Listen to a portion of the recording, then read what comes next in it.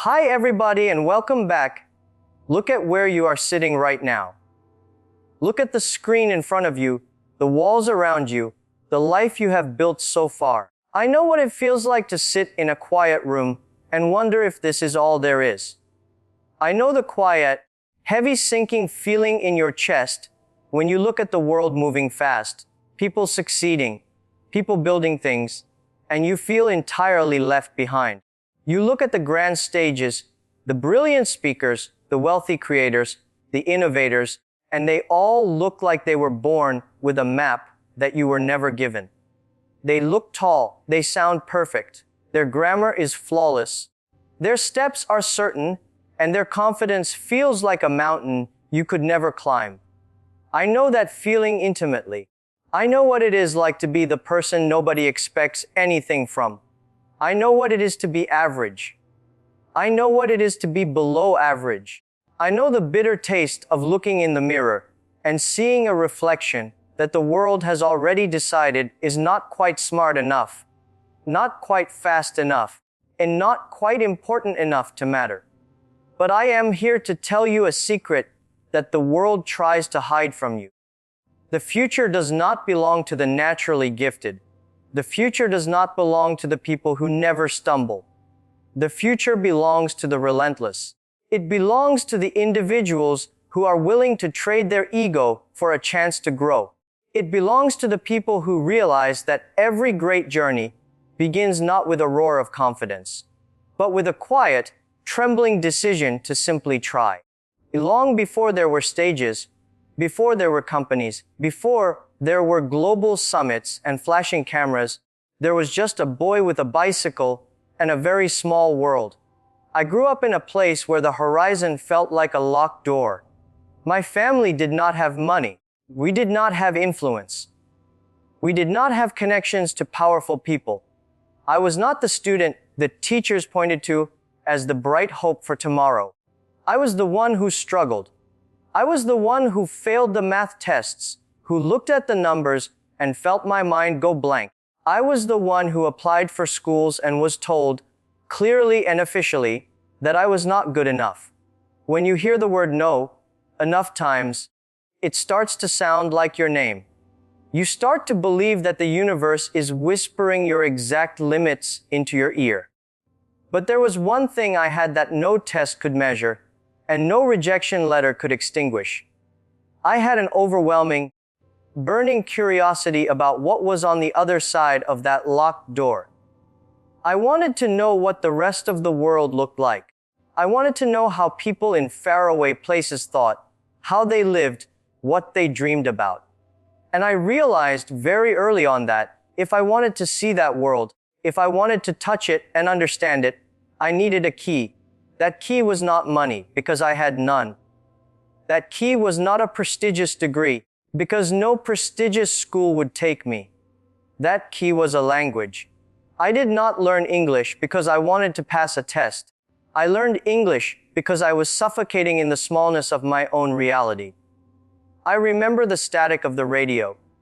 I remember turning the dial, searching through the hiss and the noise, trying to find those foreign broadcasts. The voices sounded like magic. They spoke in rhythms and sounds that were completely alien to my ears. I did not understand a single word they were saying, but I understood the feeling. I understood that those voices were broadcasting from a reality that was bigger, wider, and infinitely more complex than the streets I walked every day. I decided then that I would not just listen to the static. I would learn to speak back. But how do you learn to swim when you do not have a pool? How do you learn a language when there are no foreign teachers in your school, when there are no apps on a phone, when the only textbooks available are old, dry, and disconnected from the beating heart of actual human conversation? You have to build your own school. You have to make the world your classroom. You have to take the ridiculous, terrifying step of walking out of your comfort zone and throwing yourself into the fire of embarrassment. Every morning, before the sun was up, while the streets were still blue and quiet, and the air was sharp and cold, I would get on my bicycle. The metal handlebars would freeze my hands. The chain would rattle in the quiet dawn. I would ride for 40 minutes across the city to the only place where the outside world came to visit the International Hotel. I was not a guest. I was not an employee. I was just a kid hovering near the sliding glass doors, waiting for a chance. I remember the smell of the hotel lobby. It smelled like polished marble, fresh coffee, and wealth. It smelled like a world I did not belong to. I would stand outside, my heart hammering against my ribs, watching the tourists walk out. They were tall, they carried cameras, they spoke in that fast, fluid, terrifying language. The distance between me standing by my rusty bicycle and them standing on the pristine pavement felt like 1,000,000 miles. It felt like an ocean I had to cross with no boat. But I knew that if I did not take the first step, I would stand on that shore forever. So, I forced my legs to move. I forced my mouth to open. I walked up to complete strangers, tourists who had traveled thousands of miles to see my city, and I offered them a trade. I offered to show them the sights, to be their guide for free, if they would only talk to me in English. I can still feel the physical sensation of those first attempts. My throat would tighten. My face would flush with heat. I would rehearse a sentence perfectly in my mind, but when I opened my mouth, the words would break apart. I would pronounce things wrong. I would mix up the tenses. I would stare at them with a blank, terrified expression when they replied too quickly. There were moments of agonizing, heavy silence. There were moments of nervous laughter. Sometimes they looked confused. Sometimes they looked annoyed.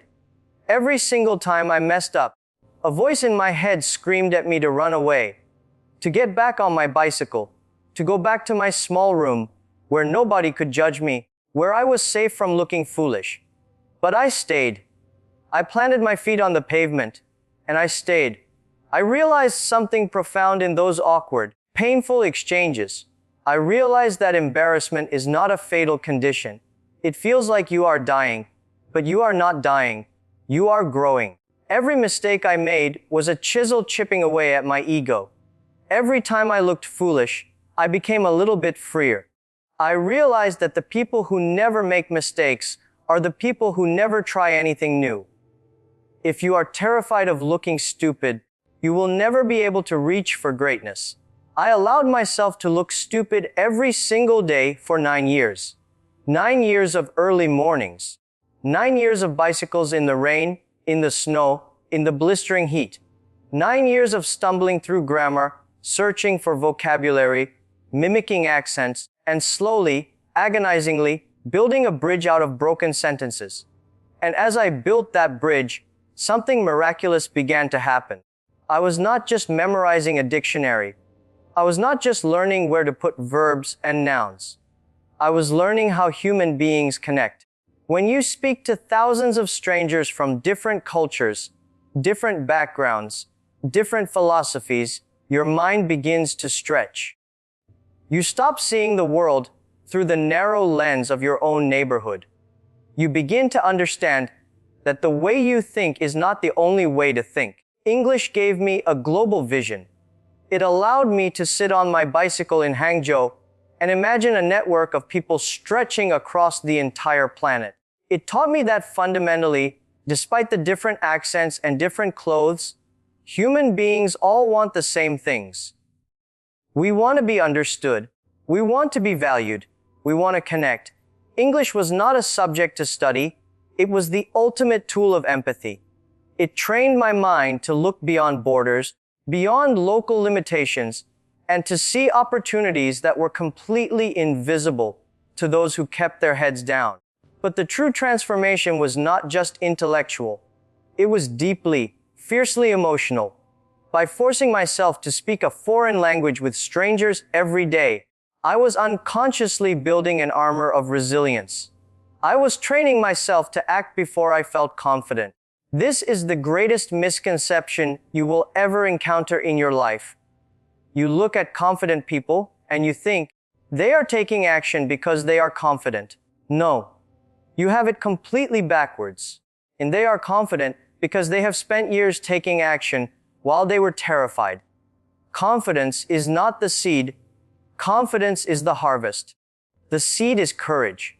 And courage simply means doing the thing while your hands are shaking, while your voice is cracking, and while your mind is screaming at you to stop. When you practice English with a stranger, you are practicing courage.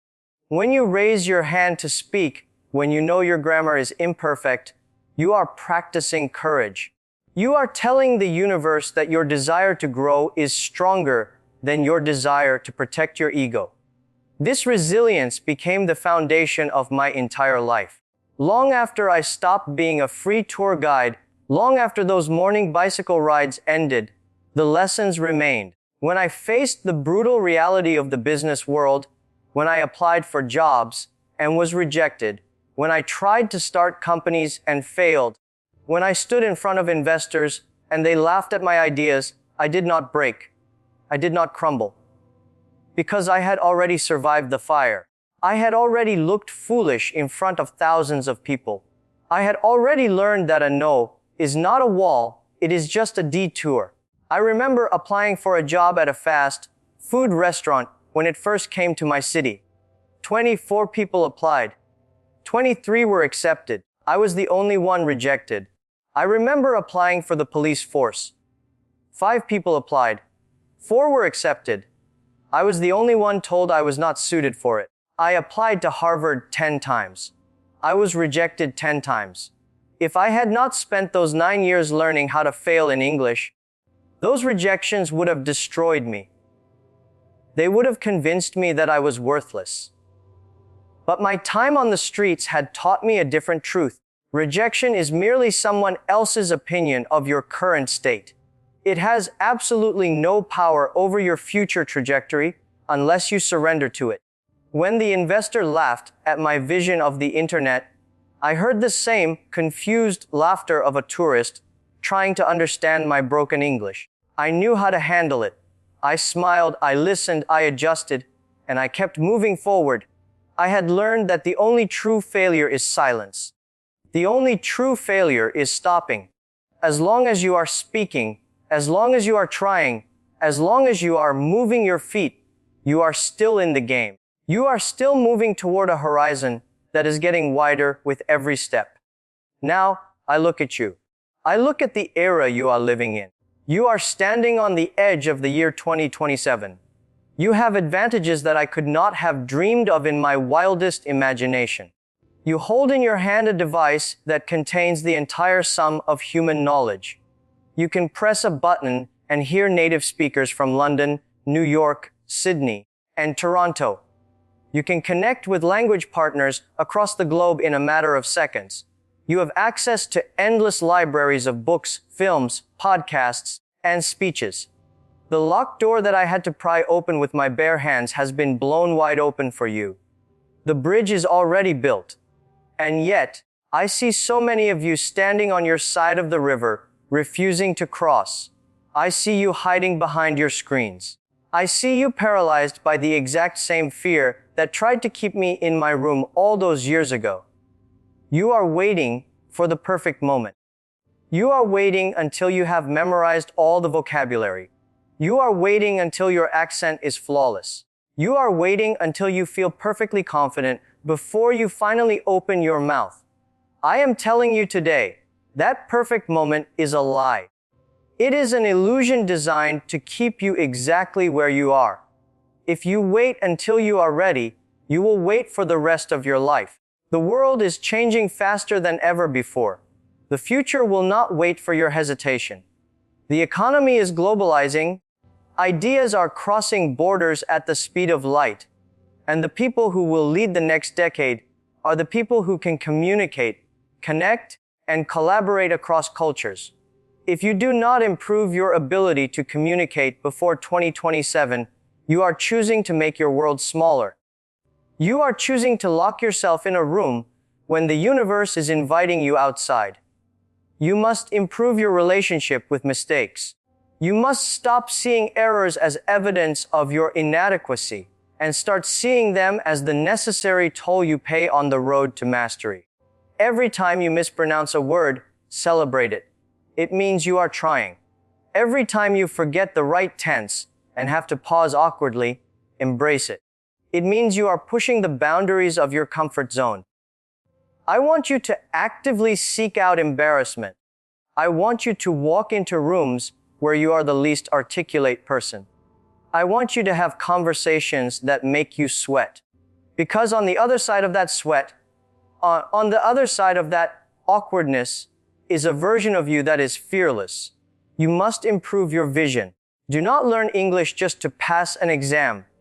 That is the smallest, most depressing reason to learn a language. Do not learn it just to get a slight bump in your salary. Learn it because you want to understand the human condition. Learn it because you want to read the great literature of the world in its original voice. Learn it because you want to be able to sit in a coffee shop in Paris, or a boardroom in New York, or a street market in Tokyo, and look someone in the eye and truly understand their story. English is not a subject, it is a passport. It is the closest thing to magic that exists in the real world. It allows you to take thoughts from your brain and plant them directly into the mind of someone born 10,000 miles away. Treat it with the reverence it deserves. You must improve your discipline. Motivation is a feeling, and feelings are treacherous. They come and go like the wind. Today, watching this video, you might feel a fire in your chest. You might feel ready to conquer the world. But what about tomorrow morning? What about when it is raining, when you are tired, when the grammar rules seem impossible to understand, and when it feels like you are making no progress at all? That is the moment where your life is actually decided. That is the moment where the winners are separated from the dreamers. The dreamers go back to sleep. The winners open the book. They speak the words. They do the repetition. They understand that transformation is not an explosion. It is the slow, quiet, invisible accumulation of daily efforts. It is the 40-minute bicycle ride in the dark, repeated thousands of times until the dark turns into dawn. You must improve your resilience to rejection. The world will tell you no. People will underestimate you. They will look at your background, your education, your current skill level, and they will put you in a box. They will tell you what you can and cannot achieve. Your job is not to argue with them. And your job is not to shout and demand their respect. Your job is to quietly, relentlessly outwork their expectations. Let them underestimate you. It is a strategic advantage. When they think you are slow, you have the time to learn deeply. When they ignore you, you have the space to experiment without judgment. Take their no and digest it. Turn it into fuel. Let every rejection letter, every failed test, every condescending look be another log on the fire of your ambition. I was not born with a special brain. I was not born with a silver spoon. I was born with a stubborn refusal to accept that my current reality was my final destination.